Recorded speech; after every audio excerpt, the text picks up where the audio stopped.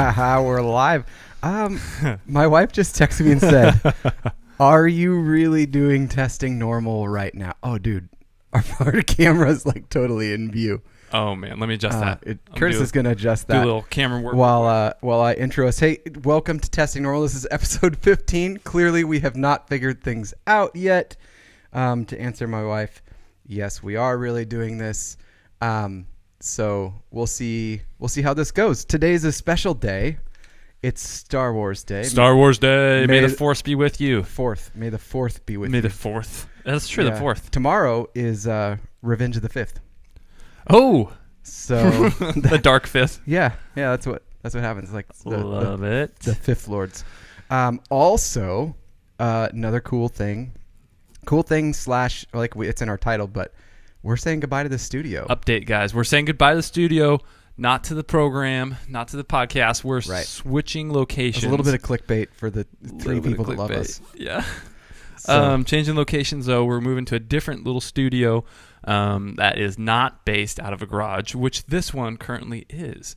Fun fact. Fact. You know what? We might. Garage. I think a cool thing is we might kind of not live stream, but we're going to record maybe the teardown of this, so you guys can see what the studio looked like as far as teardown goes. Yeah, we could do maybe a time lapse or something. Yeah, that's what I was thinking. Yeah, totally. Because then people would be like, "Oh, it really is just a bay of." We should have done a time lapse of us building it, which would have been really cool. Everyone that has shown up here has been like, "Ooh, this is much different than I imagined. It's much smaller." Yeah, which is not something you always want to hear from new people. It's fair though. Yeah. So also we have some stickers. We completely forgot to show people that we gave Darren, one of the first ones. And if you're a guest that's been here before, Darren Russell. Yeah, Darren Russell. Our man. That I have him here, but I have a picture of him too. So I could just pop him up on a picture. Hang on just a second.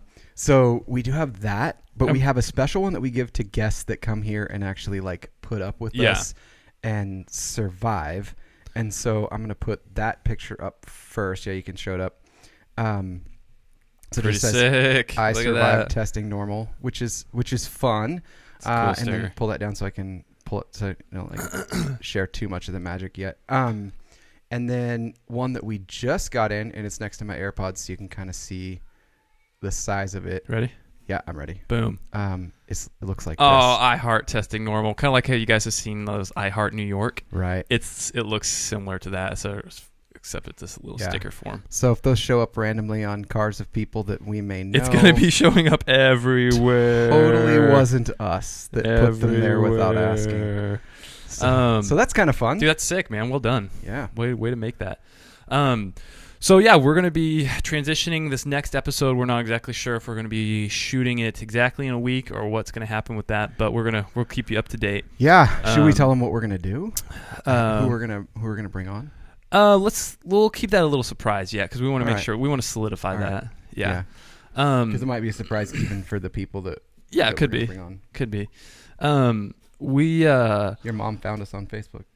Good job. Well done. Hey Biggs. Ooh. Oh, so here is the first article before we jump into other things, because I forgot I had this. We got a wide range of topics. Just a reminder, today, since we have people that are, I mean, worldwide, flat Earth wide, all around the flat Earth that are watching us. I have this article up. Is this a friendly reminder? Today is the Ohio Bigfoot Conference. I have an article that if you want to put that up real quick. Don't mind if I do. Yeah. So Ohio. So what's it say? Ohio Bigfoot Conference, May 4th. What is it? Is I don't know. A meeting of the minds to discuss their latest evidence. Maybe they got him as a guest. They're gonna finally prove Bigfoot. It's very, very possible. That would be amazing. Yeah. Those are things that are happening today, but this is gonna be a pretty chill episode because we don't have a special guest besides ourselves. But we have the most special guest of all, ourselves. Right. I thought you were gonna be like, and surprise, surprise, Jordan. Gotcha. There is actually a guest. Gotcha. There's not. So, yeah. And you know what? The other thing is interesting. We did not do our typical intro. Oh, we didn't know. But it's because it's just you and me, so we're like, whatever. You're like, whatever. You guys know who we are. It's testing normal. But we're going to go into more. Episode 15, guys. We've done 15 episodes, and it's come by quick. Yeah. It's been smooth, it feels like. Yeah, it's been fun. I didn't think that we'd have to move studios this quick. I didn't think well, the rent is just getting too damn high. Yeah. When I helped you build this, you said, you have to help me tear this down. And I thought, that won't happen anytime soon. And 15 weeks later, here we are. Make you pay for that. Yeah. So topics, we kind of wanted to go into a little bit of details about ourselves. Yeah. Because we've had a couple listeners comment and say, hey, so like, where are you guys from? Who are you? What are you about? You know, and we're why do you matter? Why do you matter? And honestly, we don't. To be real, we don't. But it is kind of fun to, like, you know, be able to connect with people that you're listening to. Right. So obviously, Jordan and I want to just give a little detail about where we're from, kind of our life, our experiences, history. And, you know, obviously, if you have any other sort of questions about that stuff, you know, we can go on that. But it'd be kind of interesting. It is on I think it's on our website, a little bit about how the podcast began. But you and I actually met. I tried to figure this out. It was at Neil Langsather's house. Oh, really? A really long time ago. And I think that you were like younger than most of my kids. Currently. Currently. Yeah. I would have been too young to even recognize. Maybe Crosby's age, 7 or 8. Time frames. Somewhere in there. Yeah. And then we did roller skating, for those of you in Salem that remember. Roller skates. Yeah. What was in a roller rink? In a roller rink called Skate Palace. Oh, Skate Palace, yes. Yeah, and it's gone now. I think the building is there, but it's, you know, it went away. And yeah, we kind of hung out and then didn't really see each other for quite a few years. Yeah. Every once in a while you'd probably pop in. Like, we never really saw each other consistently for like at least another decade to maybe decade and a half. Yeah. Probably. Somewhere in there. Anyway, so deep friendship. Jordan and I grew up in the same community. We had friends that kind of had similar friends.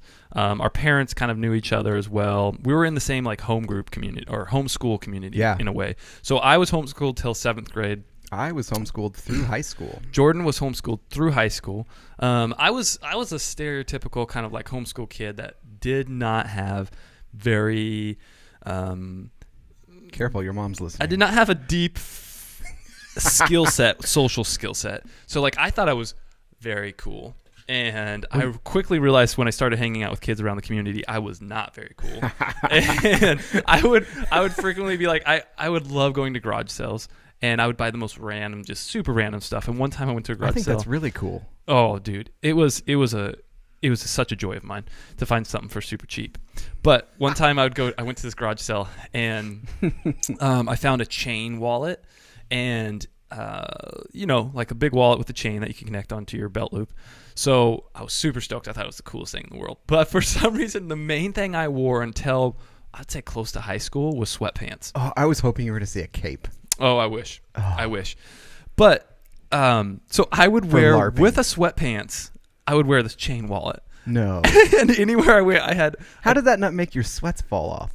Well, so I would basically just loop the chain into my like the elastic band area. Yeah. And then the wallet would just slip in my pocket. And I thought it was cool to just have this metal chain hanging down. Anyways, when I started hanging out with the guys around the block, the neighbor kids, they quickly identified that as a not normal or cool homeschooling trend. We're in a small town. There's some odd things that happen here. Yeah. And that age, there's just nothing normal about it. Right. You're literally testing all the norms. Oh yeah. At every moment. Yeah.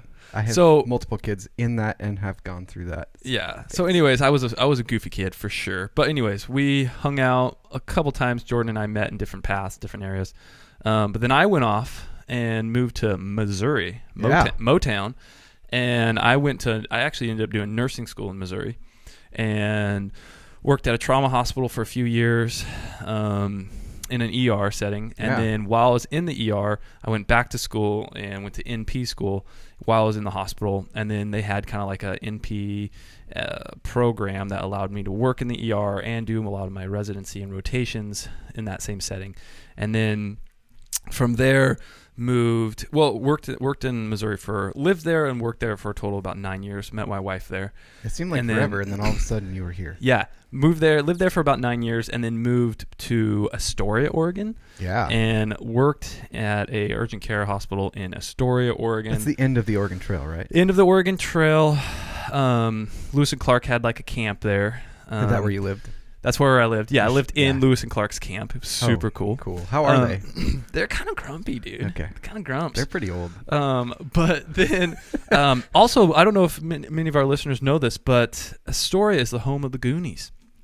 That's where the Goonies. I think everyone in Oregon knows that. Yeah, everyone in Oregon, This but is all the of our only listeners. cool thing we have to share. All of our listeners in Southeast Asia, mostly in I don't know, what do you say, Singapore? Probably most of our listeners come from. Yeah, totally. So, it's funny to see the places that it gets downloaded though. Like, yeah.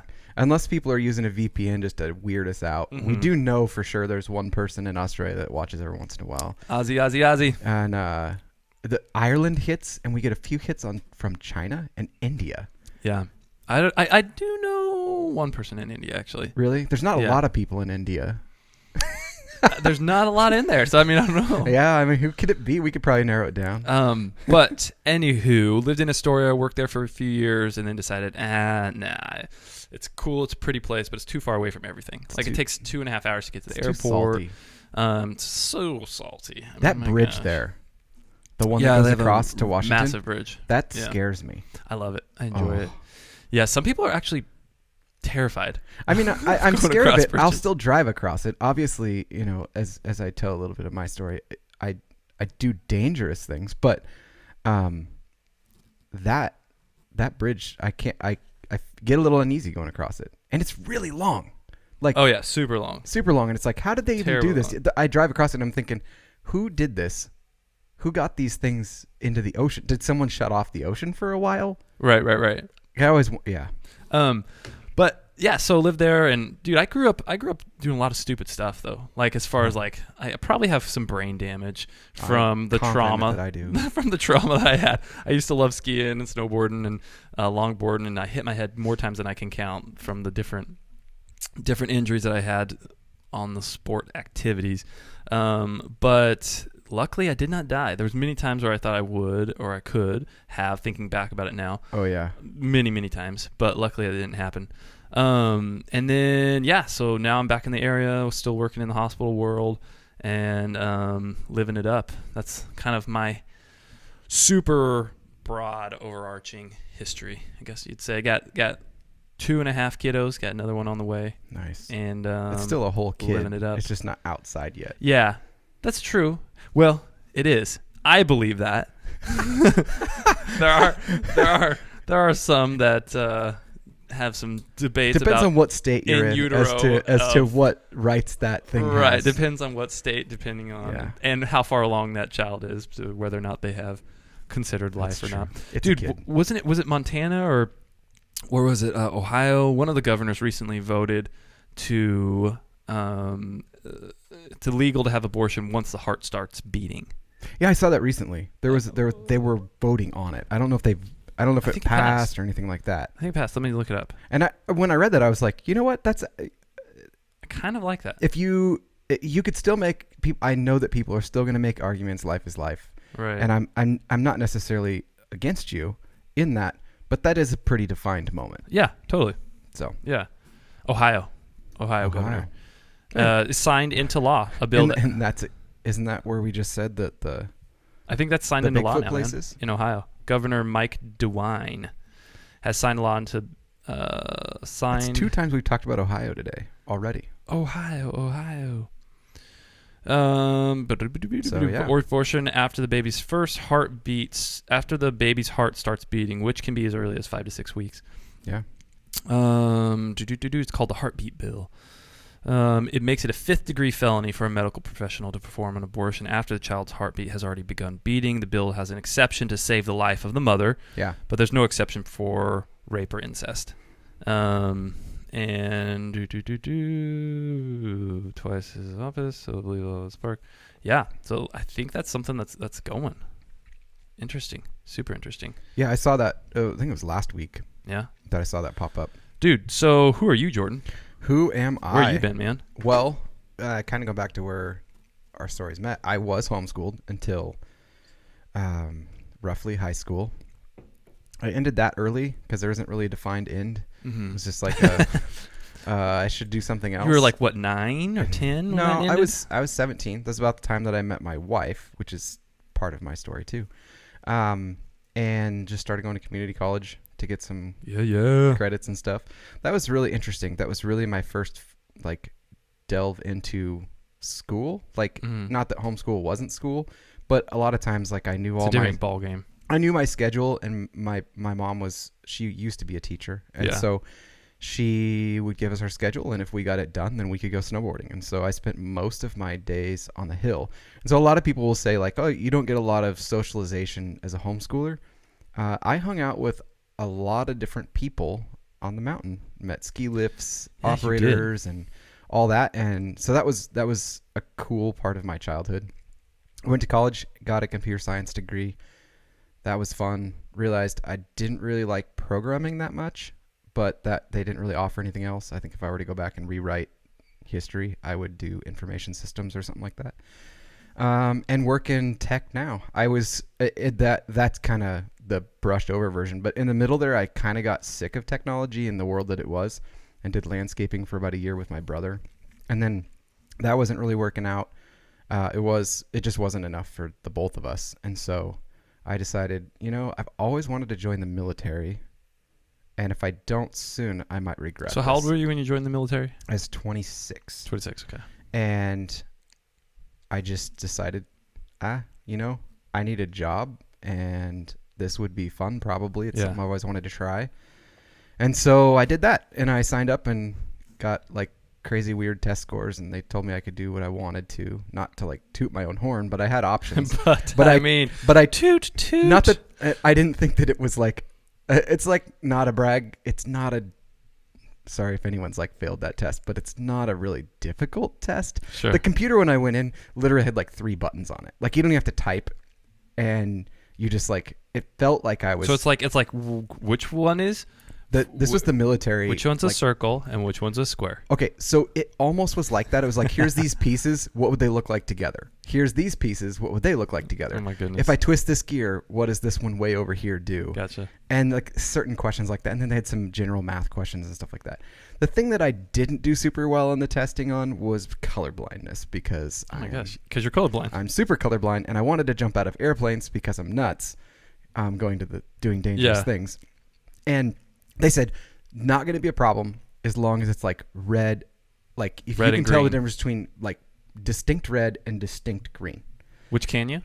Yes. Except what they didn't tell me was you're going to have to do it from 50 feet away, and it's going to be like the size of a pencil eraser across the room. Because at that point, there's not enough of the color for me to tell. So I'm like literally across the room guessing.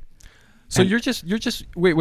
Like they did that test. They did a test like that, or that was okay. That was one to get the sign off that you could jump out of an airplane. Okay. Was red, green. Like, can you just define enough? Because there's a light bulb in the plane that says when to go and when not to go. Yeah, but surely you would see if other people are jumping.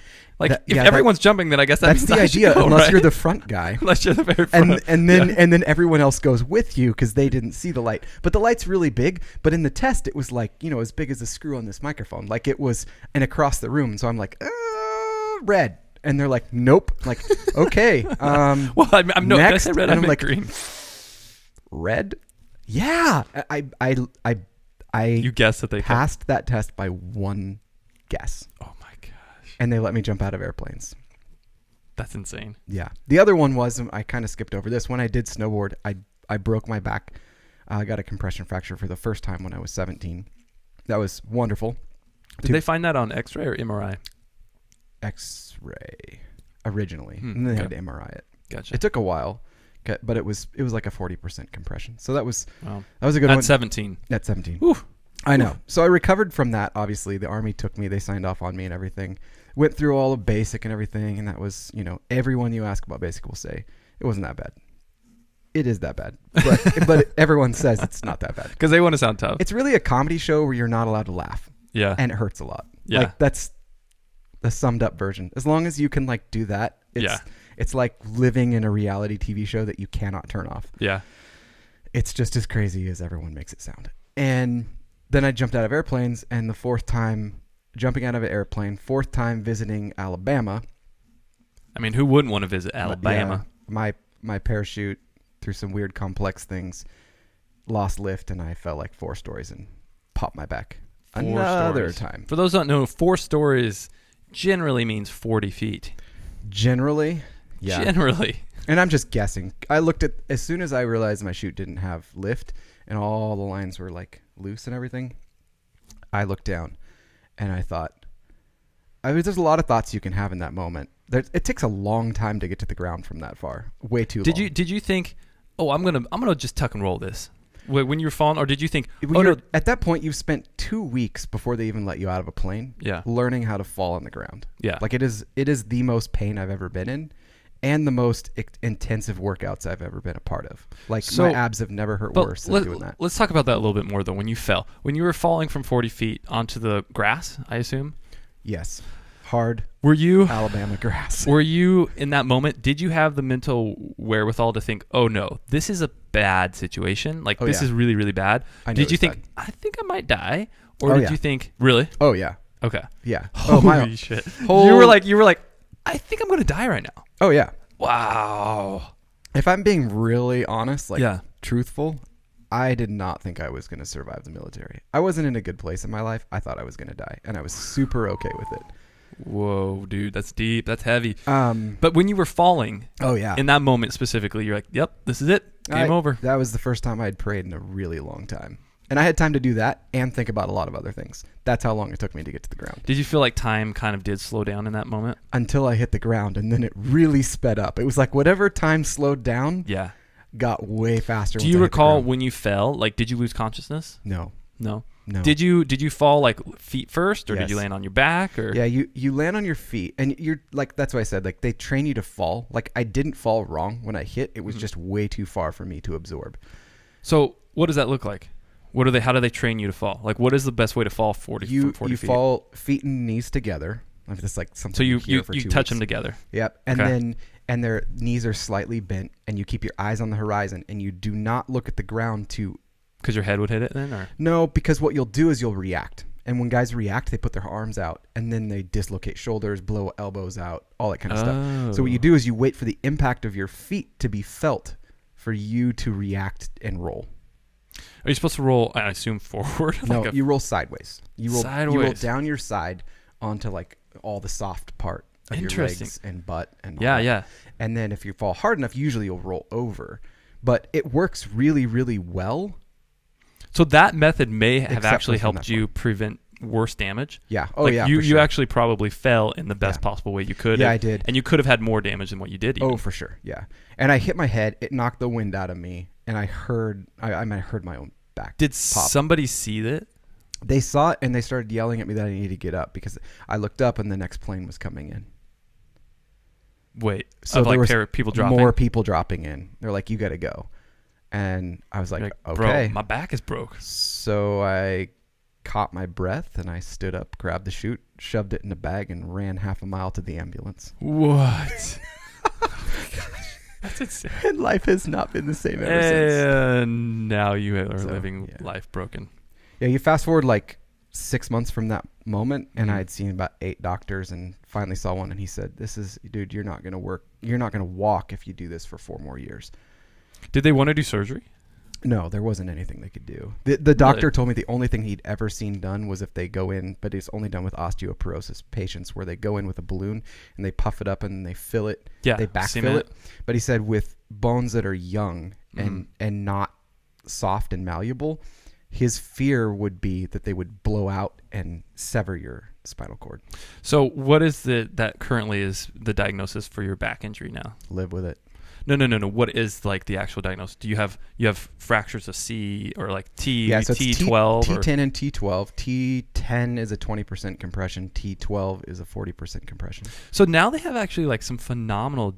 Like, is it actually they're intervertebral discs that are compressed, or is it the actual spinal column, the discs themselves that are fractured, or is it the intervertebral? It's whatever that word is you said. Intervertebral. It's the bone. Oh, it is the bone. Yeah. Okay. Yeah. So they do have actual like new methods for replacing those bones now. Yes, I'm just not like you're not down right for now. surgery? Right now I can walk and I deal with pain. I mean, if I'm being really real, like for people to know who I am and is I haven't lived without some amount of pain since 2007. Yeah. Like there's been moments where I've had relief, but not for more than a few hours. I felt that same way because of my lactose intolerance. Yeah. Yeah. That's hard. It's hard, especially if you don't stop eating lactose. Yeah, especially I have not ceased from my quesadillas. I know what the problem for is. one day. Because you know what? It's I'm gonna win that battle. But so through that, like I gained a bunch of weight back. I got pretty big. Before I went in the Army, I was my biggest. I was like, what were you? I was pushing 250. 250, huh? Yeah, which for my frame, I'm not that tall. Like I'm 5'10". Do you have a picture of that? Yes. You do? Yes. Let me see it. Let's see if I can pull that up. Yeah. So full disclosure, my wife is in this picture too, but I got permission from her. Okay. To show this. She's a very cool lady. So you're currently, I would say, what, $160 now, $170 or something like that. I was down to about 178. Okay. I'm at like 190 right now. Okay.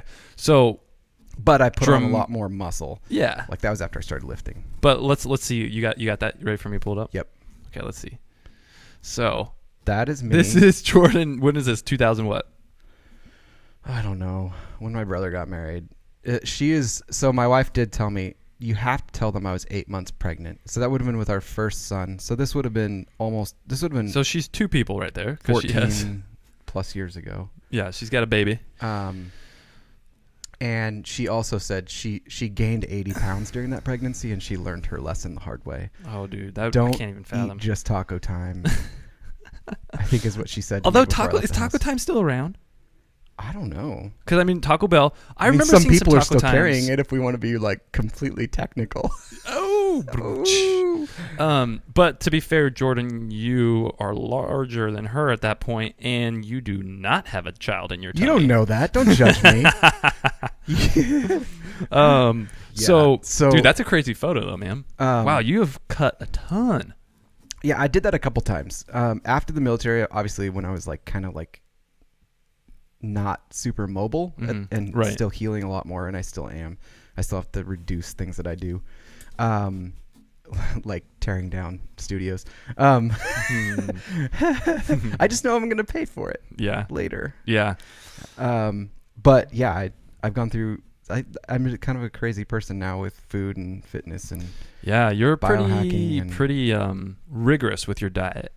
Like Jordan, I myself enjoy pretty much eating anything and everything I want. However, like our podcast. Just like that. That's right. Anything our intro, we're supposed to say this is a podcast where we talk about anything and everything we want. Yeah, it should be Curtis eats anything and everything that he wants. I do, but I also have I have kind of the opposite affliction of if I don't eat, then I kind of waste away really quick. And I used to have a really hard time with even wanting to eat. Like my appetite, I used to never have an appetite. Like it was really when I was growing in high school, I had an appetite. Yeah. But during college years and early stressful working, I struggle with that now. There's times where I go a day and I'm like, oh, I probably haven't eaten enough. Yeah.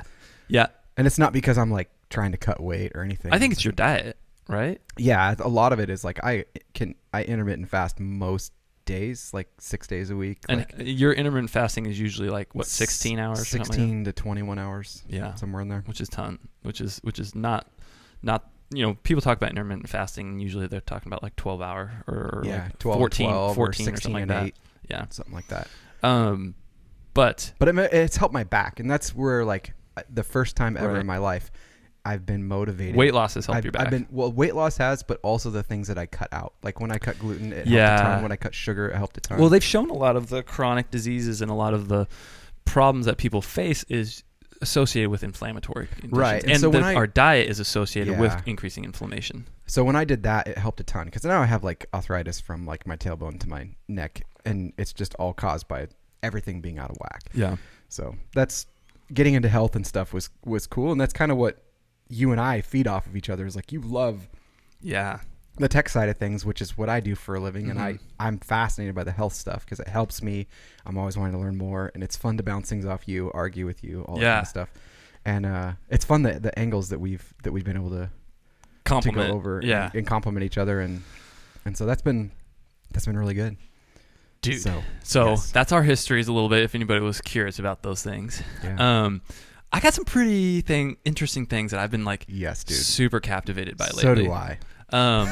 Do you want to go over things you've been captivated by more so, or should I go into mine? Because mine might take a little bit of time. Okay, so the one thing that I've been like really worked up this week about, and you can stop me and say, let's talk about mine first. Okay, yeah.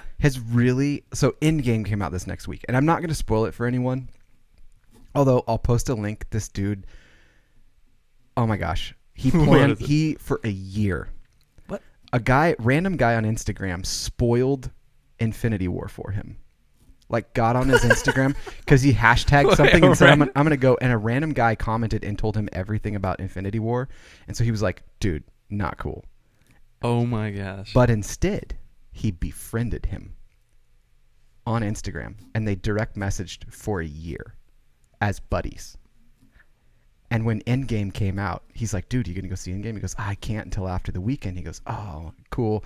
He's like, it's going to be really, really good. And they're still talking like friends and everything. And he went and saw Endgame opening night and got all the pictures, all the texts ready and everything, and sent the guy a barrage of all of the spoilers for Endgame. And the guy was like, dude, what are you doing this? We're friends. He goes, we're not friends. He played the long... He played... what? He said, we're not friends. He played the long game.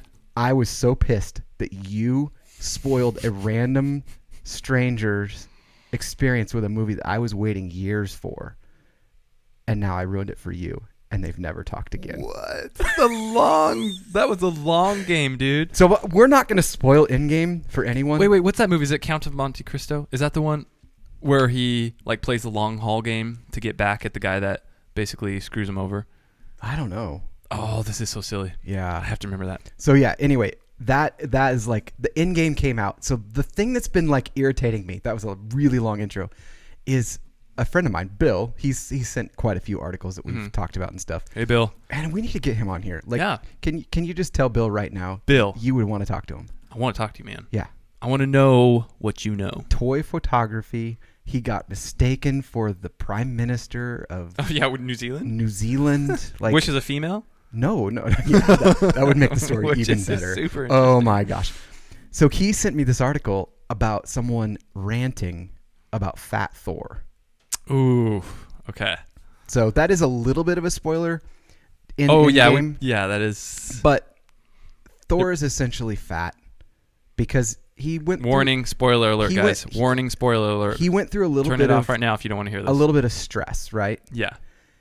And that's really all I'm going to say is he got fat. But we all know, if you haven't seen Infinity War by now, go see Infinity War. I went and saw Endgame with my dad, and we came out and he goes, man, he's like, now I got to watch the one before this. I was like, are you kidding me? I was like, yeah, this would have made the 7 movies before that or something. No, he hadn't seen Infinity War. Oh and my gosh. He's like, dude, I want to go to Endgame with you. I'm like, okay. So my dad shows up and like. At the very end, he's like, this would have made a whole lot more sense if I saw the one right before this, right? Like, yeah, a whole lot more sense. Anyway, so at the end of that, Thor, like, had a chance to kill Thanos. Right. And he's like, you should have gone for the head. And then he watches, like, his whole entire friends and family crumble because of this mistake that he makes in Infinity War. Well, now he's, like, binge drinking and everything like that. And he gets fat. And this article I read was all about people fat shaming. And I told Curtis, I was like, I want to talk about this because I haven't had anything that's really going to set people off yet. And this might. I've had a lot of triggers. Jordan hasn't had too many triggers yet. This one, as you've seen, I've lived there. Yeah, you have. Okay. It is insane that can't be a joke. Yeah, that's it is absurd that it can't be that we have to be so politically correct that you have to ignore.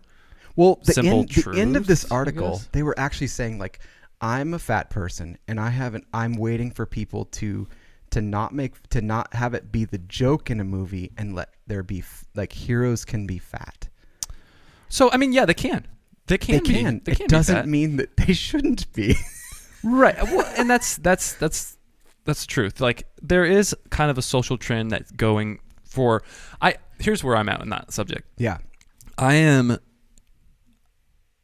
if you're overweight, no one's perfect. Right. Obviously. Everyone's in a state of flux. I have huge personal flaws, and everyone has their own dramas and imperfections. So I don't hold anyone to a standard of saying you're less than someone else because you're overweight. However, I do think it is a awkward and silly social norm now that encourages saying it is a healthy trend. Yeah. Where if they're saying it is healthy physically, that scientifically has proven being morbidly obese is not physically healthy for you. There's an amazing Netflix documentary where it's the first cadaver allowed on Netflix where they autopsy an obese woman. Yeah. And oh my gosh. Well, and that's they show the organs and all that. Right, and they show the amount of and I had that. Like I full on had that. Like I had the DEXA scans to prove it. Yeah. That's what was going on. So science has shown, and a lot of healthcare research has shown, that being morbidly obese contributes to a lot of chronic diseases, diabetes, heart failure. We have some chats in YouTube, so I'm gonna look at those real quick while you keep talking. A lot of chronic diseases. So if we're trying to, through social norms, encourage people saying, hey, you really should stay morbidly obese because it's not bad for you, well, then that's just silly because that's not true. But to say to somebody you're less than someone else, or you're not valued, or you're not loved as much as someone else because of that, because you're morbidly obese. Oh, for sure. That's where it's like, no, that's retarded. And sorry, I shouldn't say retarded anymore. Can't say that anymore. That's exactly what you said to me on the phone. I know. And you're like, whoa, should I not say that? Can't say that anymore. But that's not true. So where I come against this whole issue is I'm seeing like Sports Illustrated came out with an article a while ago, and basically it was showing that like it had like the headline individual as this like incredibly morbidly obese female in a bikini saying like the new healthy, like the new norm should be accepted. And it's like, well, no, that's just not true. Like, I don't think they should be harassed or bullied, but at the same time, like let's not fake let's not ourselves lie. out. Yeah. Let's not lie to ourselves and to our children and saying like this is good, because it's not good physiologically. So, look at this. So this was this is a place advertising plus size clothing, which I'm not for this, but it was like there's irony in that. What? So look at this one. What? They're standing in one leg of the large clothing. Well, that seems like a very okay. So what we're looking at right now, guys, is a photo of a slim person wearing fat people clothes. But yeah. But the irony is they're advertising for the clothes, saying, "Hey, these clothes are so large, a skinny person could fit in one side of one leg of these clothes." So how is that good advertising? Like, I don't think that this is a good idea. No, that's that looks like fat shaming. Yeah, it is. And so it's like, yes, I think you should love yourself as a person, but you should also recognize that while, yes, you still have the same exact value and everything, there is something you can do about it. Yeah. A friend, one of my best friends who is now dead, so funny. His dad used to have a saying that, as a joke, he'd say, I'm fat and you're ugly, but at least I can go on a diet. Ooh, and that's a good one. Ooh, I like that. It's like he always, it was just, his way, guys just like fling crap to each other. That's what he would say. And like, oh yeah, but you can that. And I'm like, well, there is plastic surgery, but a diet is a lot cheaper. Yeah. But that was one thing that was in this article. It said they were upset that the mom, after having this like interaction with her now fat son that's a god, says, eat a salad to him. And I was like, that's not a bad response. A mom should say that. Yeah. Like, yeah, you need to stop letting yourself go. Yeah. Like, she wasn't like telling him he was worthless. She actually was saying the opposite, but then she's like, also though, you could solve this problem. Yeah. Well, I think it's just interesting from a philosophical standpoint, where there's certain things that people feel like it's good to judge other people on, and certain things where it's not good as social norms wise. So like, it's not good to judge somebody, and I don't think it's good to judge somebody, but it's not. Okay, how would I say this correctly? We're both going to get looped into this one. I know. Oh my gosh, I cannot believe that they did this. I feel and I think that if someone is morbidly obese, it's good for them to recognize that that's not good for their health. Yeah. Okay. But I think it's their choice to decide how they want to live. Yeah. And how they want to, and maybe they have a challenge and a physiological condition that prevents them and makes it much more difficult for them to lose weight. You know, there's a lot of obviously thyroid issues and different things that can contribute to that. Yeah. 100% get that. Yeah, we're talking in general terms here. There are some people that really but can't help it. Where I don't agree with is that it is the argument, like I said previously, to fight that it is a good thing to promote. Yes. And that's where it's just kind of the well, and it's like using this movie as an example. Like it wasn't necessarily the butt of a joke, but it was kind of because Chris Hemsworth. If I had his body, I'd be pretty stoked. Yeah. But even honestly, his overweight body, I might even be stoked to have that overweight body compared. Super good point. He was like super, like still like Thor God jacked. But it was just interesting. Like that's his human side to things. But even then, it wasn't necessarily the joke. But that's what would happen. Like if this person got depressed and everything, that's exactly what would happen. And everyone's telling him like, dude, it's not your fault. It's not your fault. We know you're better than this. Like that's how I heard it. And I was like, I mean, if he was like struggling with pain or whatever, I wouldn't think that they were making fun of people who deal with chronic pain or something like that. But I mean, you could also make the argument that he's making fun of alcoholics too. Yeah. Yeah, and that's the interesting thing because there's a lot of room to discuss. Like, well, is certain illicit substances, are those good for you or bad for you? Yeah. Mitch Hedberg had a saying that said, "Alcoholism is the only disease that you can get yelled at for having." You can get yelled at for having. Wait, I don't understand that. Like you would never get mad at someone for having lupus, but you get really mad at them for being an alcoholic. Oh, okay. Okay, gotcha. Yeah, because it is somewhat self-inflicted. Like lupus is not self-inflicted. Right. Yeah, you wouldn't. Right. Damn it, you have lupus. Yeah. But I mean, you wouldn't yell at somebody for having type 2 diabetes. No. And that's the same thing. Like that is self-inflicted type 2 diabetes in the majority of cases. And maybe not self-inflicted, but what really makes it difficult is when it's like a parent inflicts it on a child. Oh yeah. That's like, oh, bro. But to be fair, sometimes those parents grow up in an environment and they don't know anything else. Well, and they don't have the financial resources to provide any other type of. We as a country have like suggested horrible ways for people to eat, and we subsidize and make that food even cheaper. So if you're lower income, I totally get it. Like that would be a very difficult thing. Like you're gonna have to cut out things in order to make it happen. Yeah. Or get super creative. Well, I mean, but if I had the choice of my child not being able to sustain themselves and not have food, or to give them something unhealthy, I'm gonna give them whatever Twinkie they want because I want my baby to be able to have food. Right. Yeah. So I mean, I empathize with that whole situation and see the struggle that those parents have if they can't afford healthier options. I think the biggest roadblock I ever run into with people, because I've helped people that like want to lose weight and they like truly like they recognize I have a problem, I need to fix this, and they struggle with that. And I totally get that. If someone's willing to like talk that through, I'm never going to belittle someone for that, and I'm going to be the biggest cheerleader that they can have. But a lot of times what I get is, oh, it's just too confusing to think that way. Like, so they just grab the first thing on the shelf. So who's it? I mean, to some degree, yeah, there's something to that. I've had to do a lot of study and a lot of digging deep to see like what I should and shouldn't eat. Yeah. And then like go look at other studies and things like that and change things along the way too to get to some of the weird goals that I have. Right. So, yeah. What's the weirdest health thing you've tried?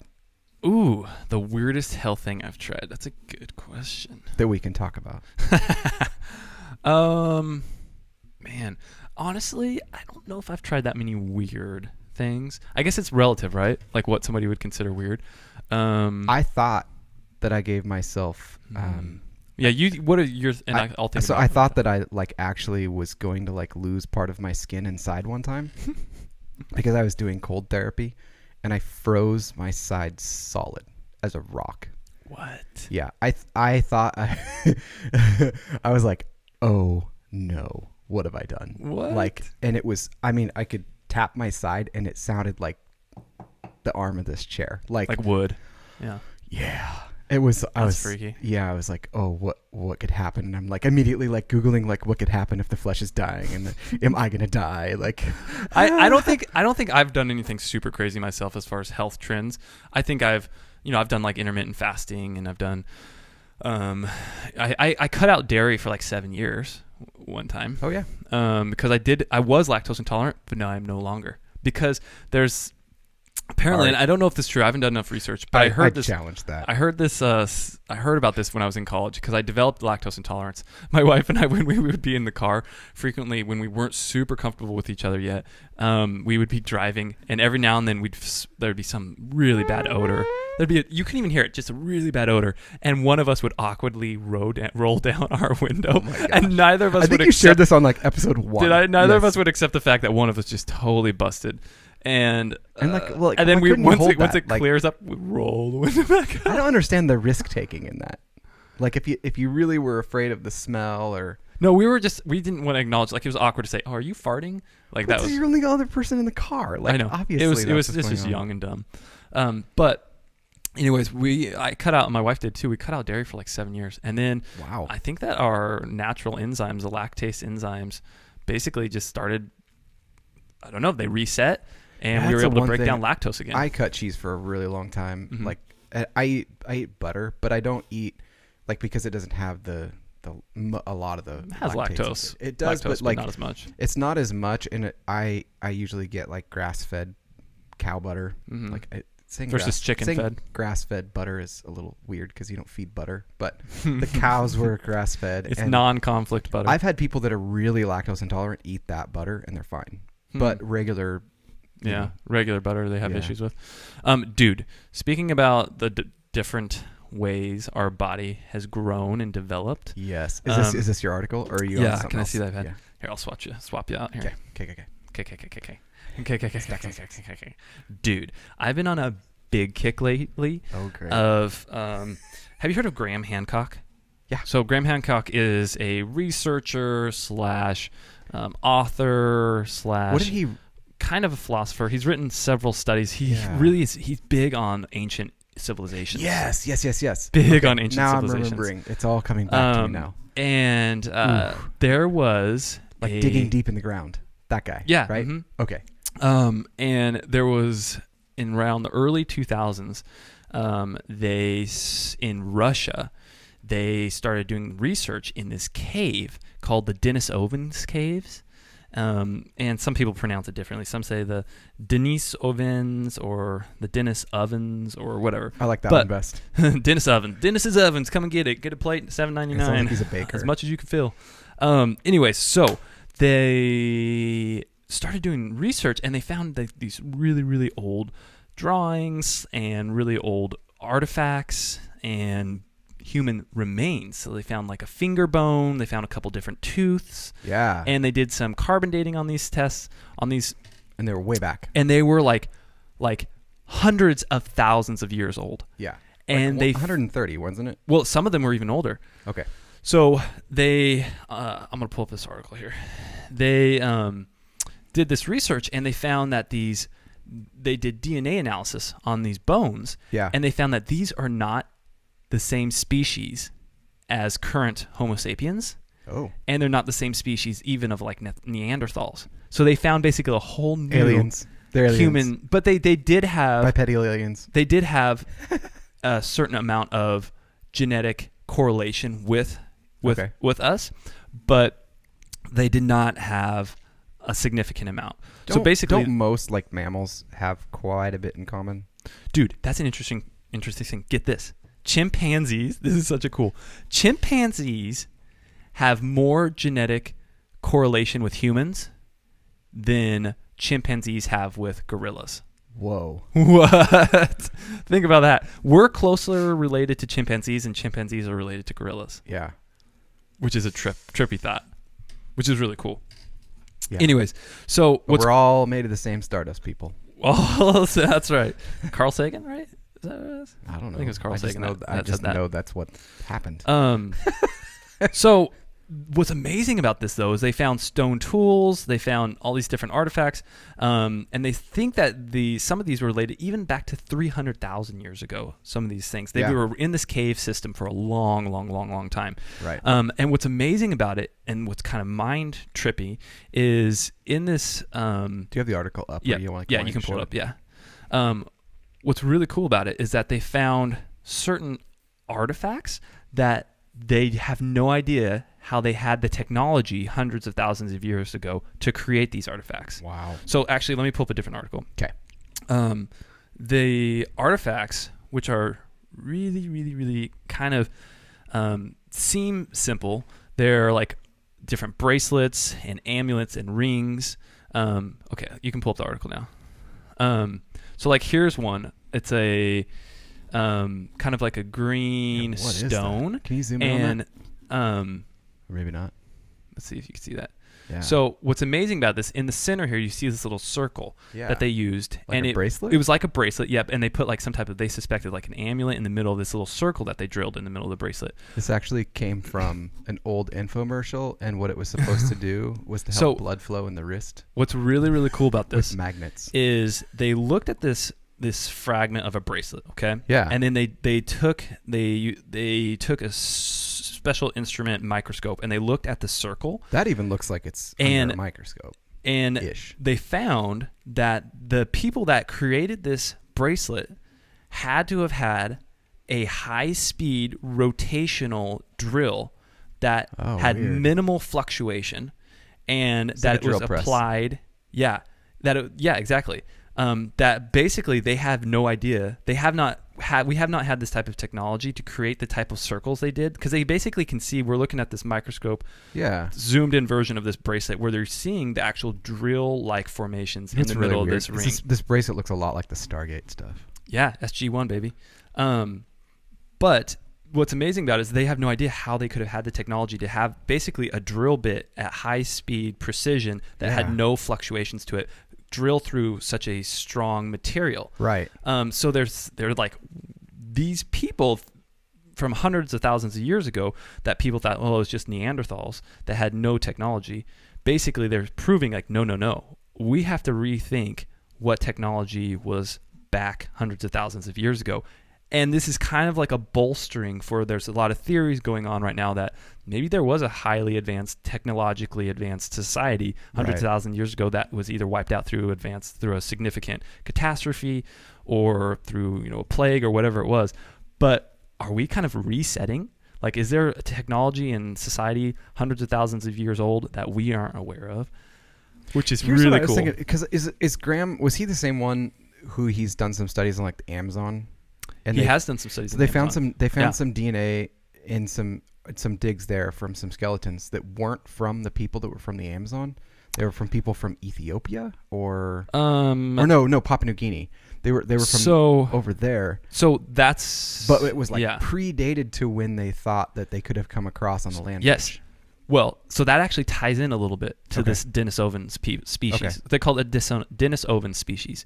So what they found is, I'm going to pull up another article here. Okay. Let me back to notes. They found that these Denisovan species, human species, they traveled, and they believe that they migrated actually from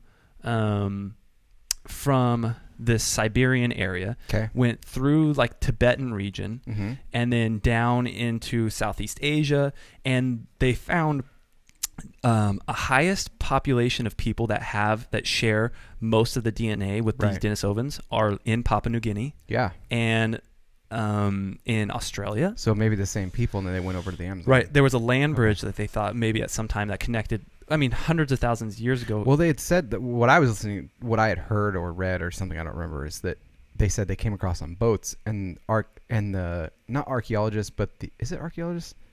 No, who are the people that dig stuff up? Yeah, archaeologists. Yeah, so it's kind of it's not there's a lot of people that argue that's not a science because there's no hypothesis and proving wrong and all. They're just like, no, that couldn't have happened. Or not even theories. They're not even theory. Yeah, they're hypothesis. No, they're not, because they don't test. They're not ones that they test. So they're not using the scientific method. They're just digging stuff up. And so people a lot of times won't challenge it. And if you do, you could get yourself in trouble, or you're not going to go very far in your field. Hard to challenge something like that, yeah. But they're like, no, there's no way they could have come across the ocean, which is a long way. But then there was like the explorer that went through in like the 1500s that went through the Amazon, like floated through, and it's like, there's giant cities here. And then when people came back, they're like, they're gone. But they've now found those using like LiDAR and stuff like that in the jungles, and they were like a cool. Pretty advanced. Yeah, this was Graham Hancock. Yeah, it's like pretty advanced civilization that was going on there, but they think that it got wiped out by a plague, that somebody had come through and totally they didn't get vaccinated. Yeah, and watch out, anti-vaxxers. So yeah, not that there was anything that they could. Yeah, not that there's anything. But, well, they could have inoculated themselves. I guess. Us white folk, man, we've killed a lot of people. Oh, it's not just white folk. I know. People kill people. Lots of people. Yeah, and it's sad. So, but going back to the Denisovans migration. Yeah. What's really interesting is they found that the gene that Tibetans have, there's a lot of people that live in super high elevation in Tibet. Obviously, it's like, one of the highest elevations on the planet. Right. And these people they believe, migrated through Tibet, down Southeast Asia, but they believe they passed on this gene, which allows for what's called an EPAS1. And this gene is found in the Tibetan people that allows them to live at super high elevations with very low oxygen. I have heard of that. So what basically it does is this gene allows for a release of a certain hormone that stimulates extra red blood cells to be created in the body. Oh, wow. And so they suspect that these new species of humans that they had found had this gene because that's where they were originated, or that's where they had lived for hundreds of thousands of years. And then as they traveled south, it passed along as they bred with other Homo sapiens and with Neanderthals. They believe that Homo sapiens, Neanderthals, and these Denisovans all they did breed with each other because they were still part of the same subspecies. Yeah. I thought we agreed it's Denisovan. Denisovans. Yeah, Denisovans. I just can't do that. It's like it sounds like a it's a buffet place. It was a bakery in Portland. They got sued. But I don't know if anybody wants to see this. Can you pull it up real quick? Yep. But here's kind of a picture here, and it talks about how time frame that they've done a lot of research.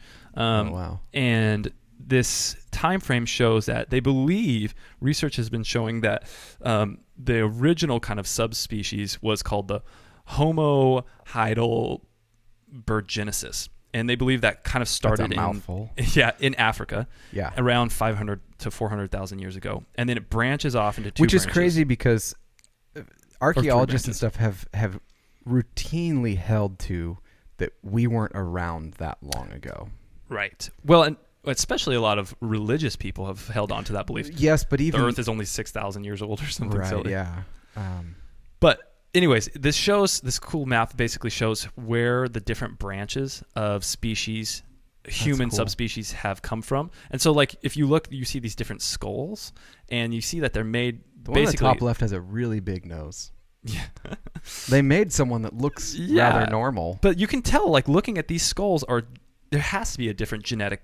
So the one on the top left, like, it's terrifying. That's Neanderthal. Yeah. Neanderthal. Yeah. Okay, and then the guy on the top right looks like a happy Neanderthal, and then they made which is a modern human kind of skull. Yeah. Then they made the Punisher. Then they made the Punisher, which is the original, from African species of human. That's wild. But the other cool thing, they suspect that the Denisovans, I can't say Evans, they suspect that these species may have actually been like giants.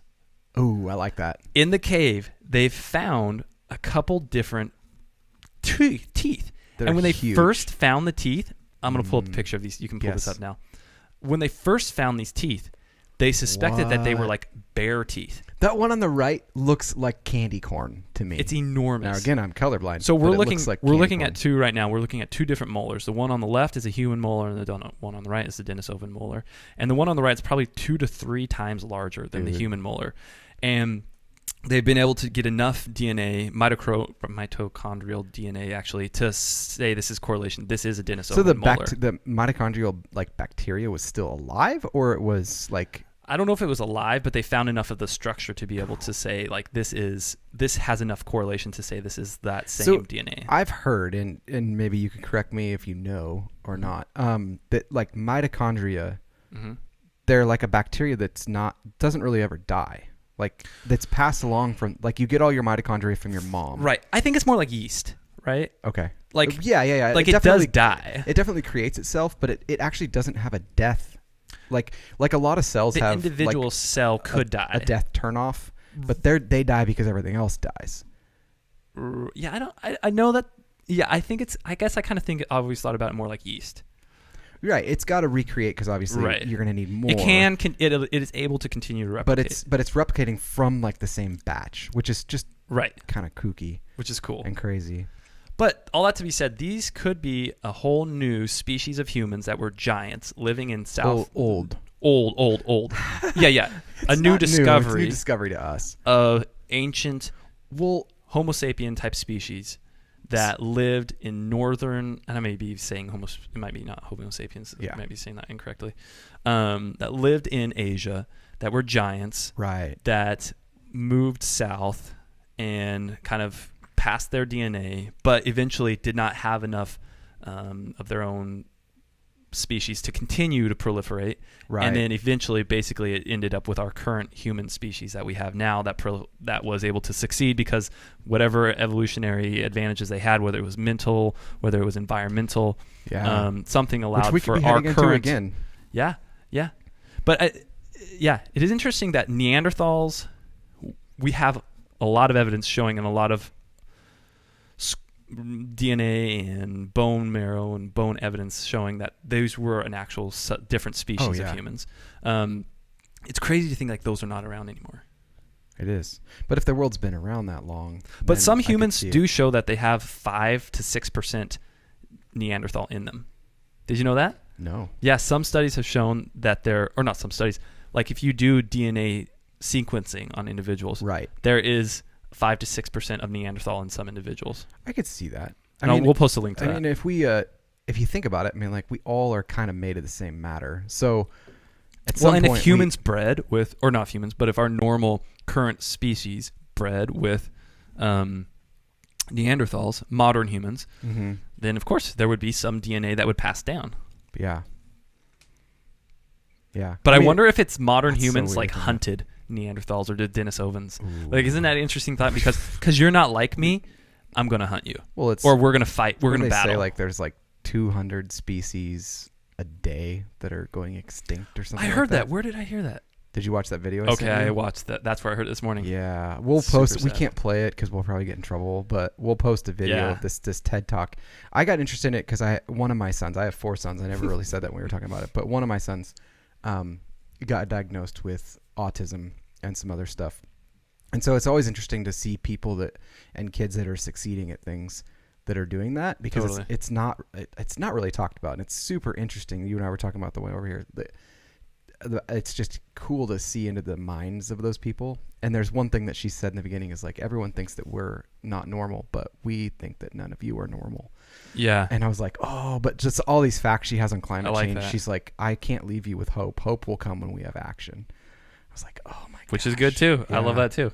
Well, action leads to hope. She says hope doesn't lead to action. Action leads to hope. Right. I was like, that's why I say hope will come from action. But so that's exactly what she said. Yeah. That's an interesting thought. I like that. Yeah. Even though I don't know if it's always true. Yeah. Like, if you feel so depressed that you don't have hope to even try to change something, then maybe you won't make the action happen. Chicken or egg, I guess. But yeah. Or maybe there's no chicken. Or maybe you're vegan and you don't eat either. Yeah, that's fair. Oh, yeah. Dude, anything else big you want to hit on today? Oh, there was one other thing in here that I was like, okay. Have you seen the pictures of the new Sonic? I hate it. Okay. It's so stupid. So I'm going to pull up a picture of this. Okay, you pull up a picture of it. Oh, you're going to go pee? I'm sorry, guys. This is my hat. Okay, so every day, almost every time we record a podcast, we drink these Bang energy drinks, and they're pretty much like 20 cups of caffeine. It's not 20, it's 3. But I don't ever drink caffeine other than when I'm here. And so essentially it makes me have to pee. So Jordan, do you feel like you can handle that real quick? Well, first off, I'm going to tell you a joke. Which word has 6 letters, starts with an N, and ends with an R, and is related to a race? Oh my gosh, this is a dangerous one. Hold on a second. Starts with an N, ends with an R. It's related to a race. You didn't say what type of race. It could be a race car race. Bro, what is that? NASCAR. Oh, see, I knew it was something to be like that. I knew it was something like that. Your Dang brain. it. I was right. I was close. Ooh, okay. So I'm going to show people the Sonic thing. The Sonic movie, my kids and I have been talking about this for the last few days, and I like Sonic the Hedgehog. I do. I played it as a kid. I didn't really have a Sega, and so oftentimes had to rely on other friends. But I'm going to pull up a picture of what they came up with to to create a movie of Sonic. And my internet is going really, really slow right now. And so here it is. And I can't zoom in on that, or else I would. People are up in arms about this, really up in arms. And what's cool is that when they got up in arms about it, people came out and they said, we have to fix this. There's no way that this can go on. We like Sonic. We think that he should be different. And so the internet went to work to recreate what Sonic would look like. And here's one of the recreations. Curtis is now back. Back in black. So people were really, really mad about Sonic. And this person did like the best recreation of what it should look like for the Sonic movie. And you can't really see it up there. But he took the original pictures on the left of what they came out with, the trailers and everything. And everyone was mad.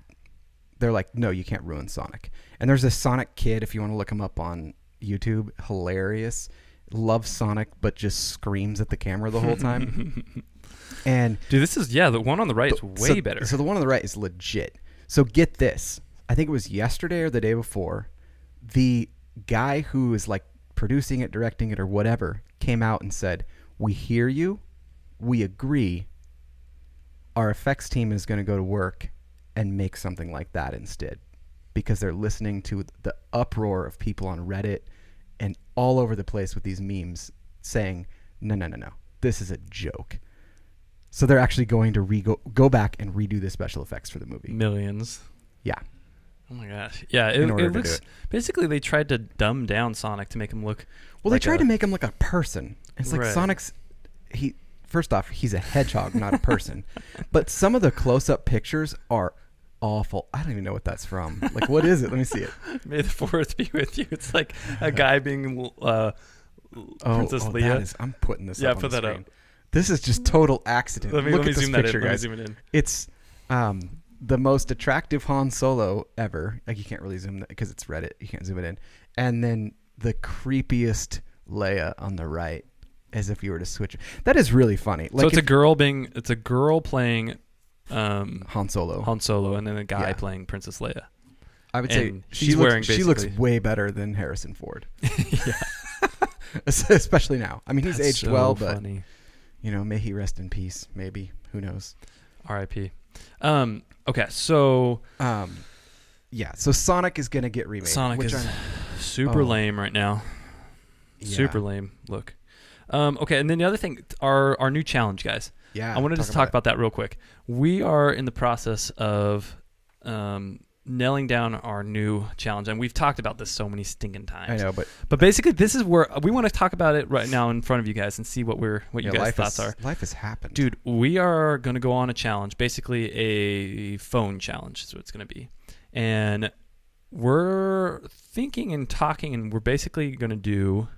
If Jordan and I can agree on this. Yeah, we haven't agreed. We're thinking about cutting out any use of social media on our phones, any use of internet on our phones, and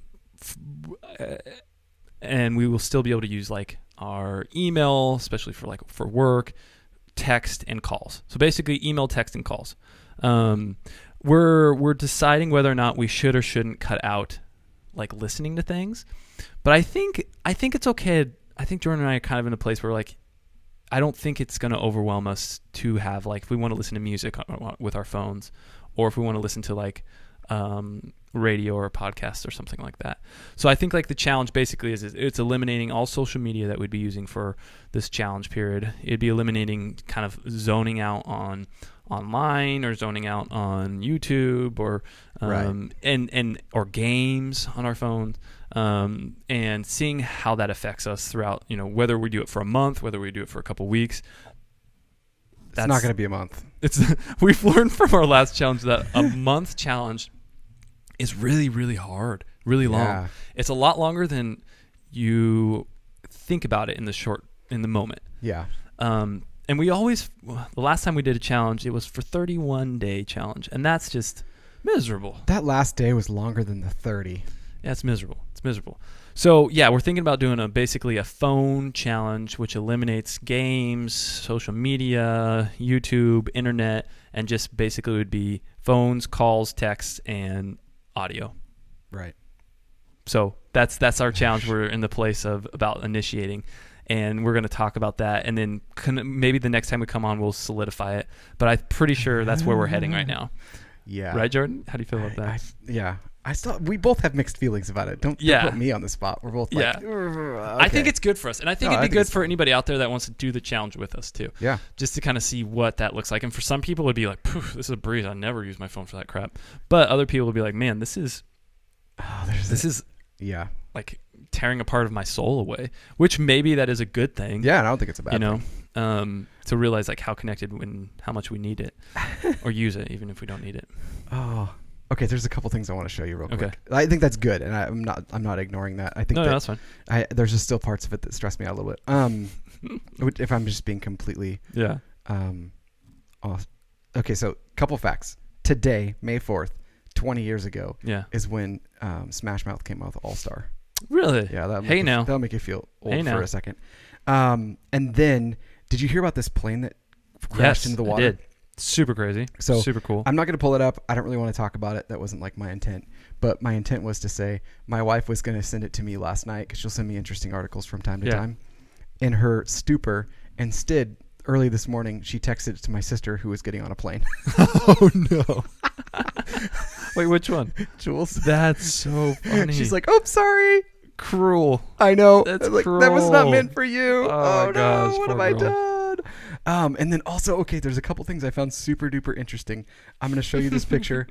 A couple of these, these are things that I like hold off sending Curtis because talking about them live is just so much more fun.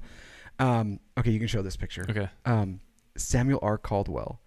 He is the first man arrested for selling cannabis October 2nd, a day before my birthday, 1937.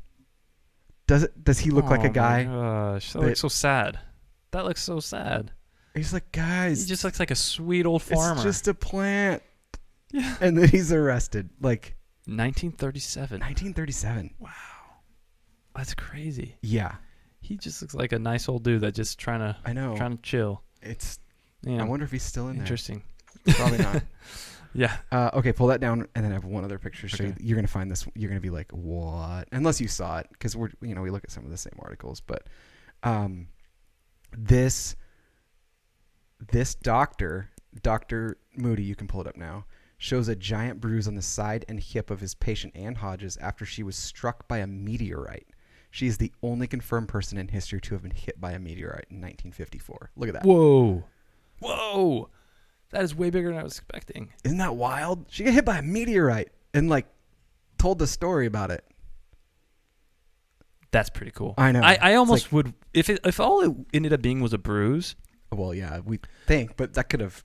She doesn't look like she's doing. No, that but well. I'm saying would you? I'd be okay with being hit by a meteorite if all it caused was a bruise that would heal. That'd be the ultimate story. That looks like a brutal bruise. That does look brutal. But are you telling me you would not want to be hit by a meteorite if all it causes was a bruise? Beforehand, it would be hard to decide. After, I'd be like, that's pretty cool. Nah, dude, I'd take it. All right. I'd take it. I'd love that story. Oh. That's a golden story, man. If all it was a bruise and doesn't cause permanent damage, take it. It is a pretty good. There's one more. One this is like an animation. You can just let it play. Okay. This is cricket, which I know nothing about, but this guy, let's see if it plays again. So is there audio in it? There's no audio. No. Okay. It's like a GIF or something, I think. Okay. So this, come on, play again. So the guy gets a pretty good hit, and he goes to celebrate and injures himself. That's how he injures himself. He strains his neck. He strains his neck and gets super injured because he celebrated too hard. So guys, he went and he threw his arms above his head. Here's the hit. He celebrates. He's like, yes! Whoa! Ah! And then he throws his neck out. And now 6 of his team members rush and surround him. Yeah. This looks like cricket is that's how you know you're too old to be playing cricket anymore. If you can't celebrate anymore, just Okay. All right, guys, shower thoughts. Y'all ready? Those are all my funny things. So I'm gonna throw off some of mine. We may have some similar ones, but I'm gonna say I made sure we did. One that I have here is being ugly and saying you love yourself is inspiring, right? That's a common thought. Mm-hmm. But being attractive and saying you love yourself is egotistical. Yes. I think which isn't fair, man. Going back to earlier conversation, you're supposed to hate yourself if you're if you're a pretty fat person. And you say I love myself, it's looked at as well. But if you're attractive and lean and fit, people are like, of course you do. Like, right. You don't have because problems. it's like saying basically rich get richer. Kind of. Right. I think sometimes like our problems are external and they're viewable to other people. And then sometimes they're internal. So that that's true. More attractive person might have more stuff wrong, actually. Okay, what do you got? Okay. As you get older, you realize why your parents always took so long to say goodbye to their friends. It's hard when you don't get to see them very often. It's true. I know. Dude, I relate to that, man. Very much so. So kind of a little morbid here, though, but the picture of you they use for your funeral program, think about this. They've probably already taken it. Yes. It's already been taken. So somewhere in your phone, I hope it's mine. I hope I took it. And they give me credit. At the bottom is like, picture courtesy of Jordan's phone. I mean, isn't that a morbid thought? But it's true. It's like, dude, my death picture is somewhere floating around right now. Yeah. Oh, that's crazy. Crazy thought. I wonder which one it'll be. Think we could pick them ahead of time? I have no idea. It's like buying your coffin. Like you can buy a coffin at Costco. Yeah, that's a crazy thought. Yeah. You could live and die at Costco. Oh, yeah. Okay. Being middle class is when spending $100 is expensive, but earning $100 isn't a lot of money. I like that. That's a good one. Yeah. Okay. This one, I thought about this last night when I did this. Yeah. Okay. And it feels so good to crawl back into bed after you've gone pee in the middle of the night.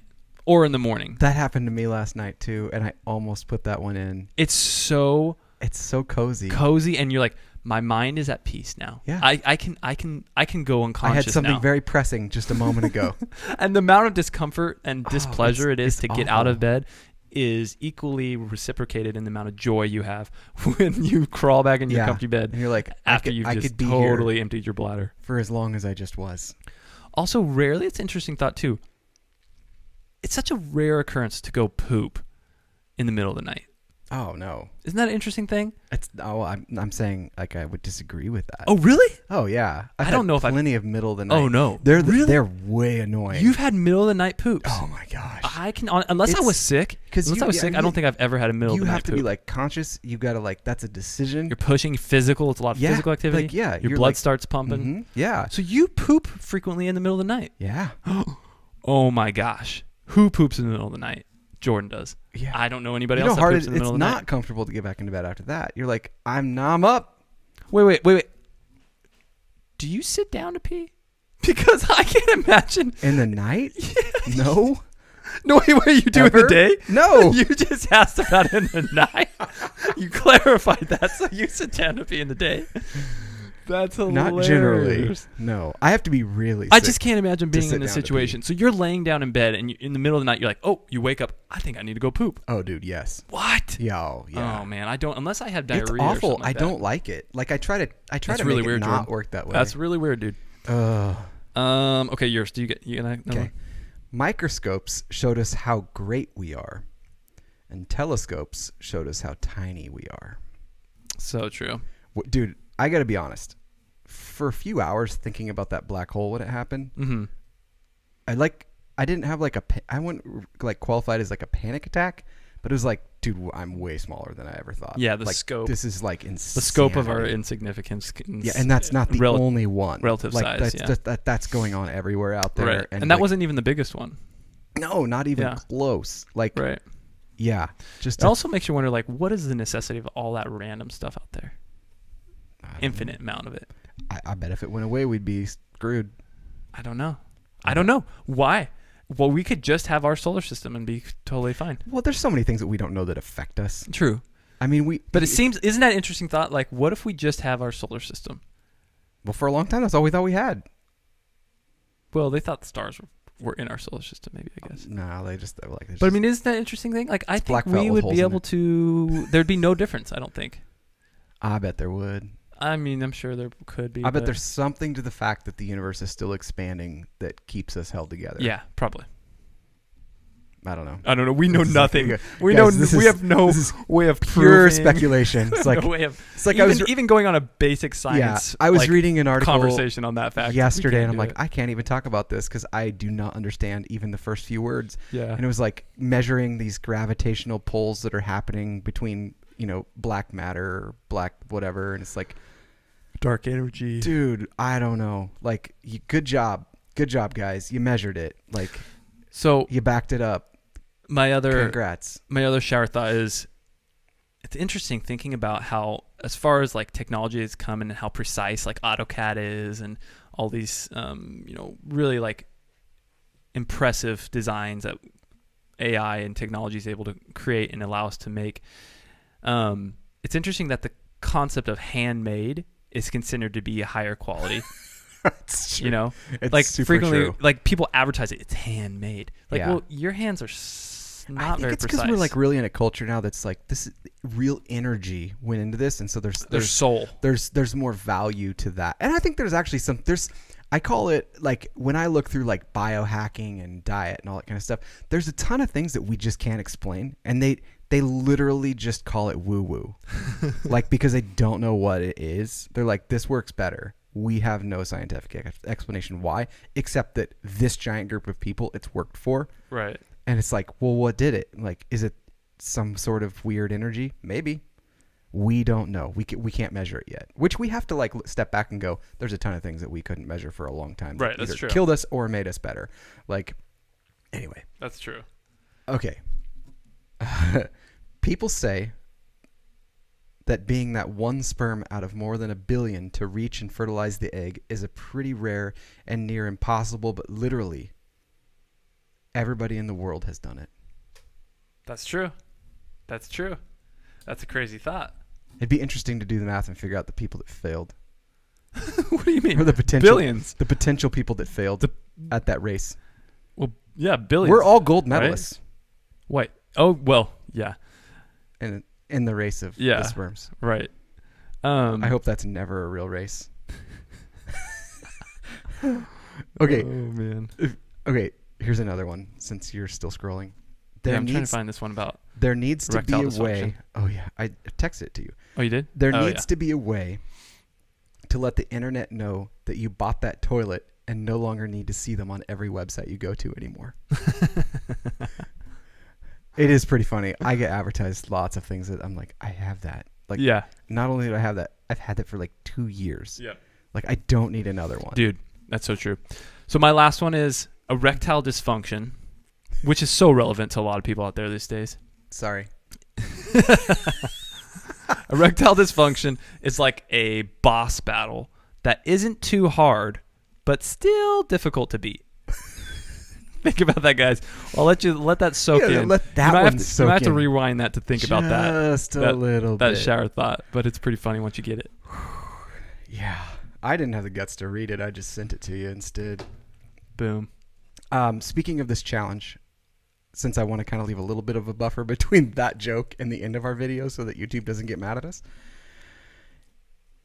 you never realize how much you use the internet until you go through your search history for 20 minutes looking for something from yesterday. I know. It's sick. Hence our challenge. Hence our new challenge. Coming to you guys soon. The challenge of cutting out our social media on our phones. And and internet searching and games and other junk. Well, guys, that's it, man. Thank you for joining us for our episode 15. Coming our next episode, we will potentially be in a new studio. We will be in a new studio. We'll have to be somewhere new, not here. And if you like us, let us know. Subscribe to us on iTunes, YouTube, Facebook. If you don't like us, let us know as well. People have been happy to do that also. And I really want to get our YouTube subscribers up. So even if you don't go listen there, yeah, it would be cool because it does help us. Just go to Testing Normal and give us a little thumbs up. Yeah, if you go to testingnormal.com, all the links for everything are at the very top there. Yeah, there's YouTube, Instagram, all that kind of stuff. We do post funny, weird things on Instagram. Sometimes we get in rap battles and stuff. Rap battles. And maybe we'll post the teardown of this in a whatever it's called. Yeah. yeah, guys, thanks for being real. Thanks for keeping it real with us. And love y'all. Hope you have a great week. Yeah. And we'll see y'all later. All right. Peace. See ya.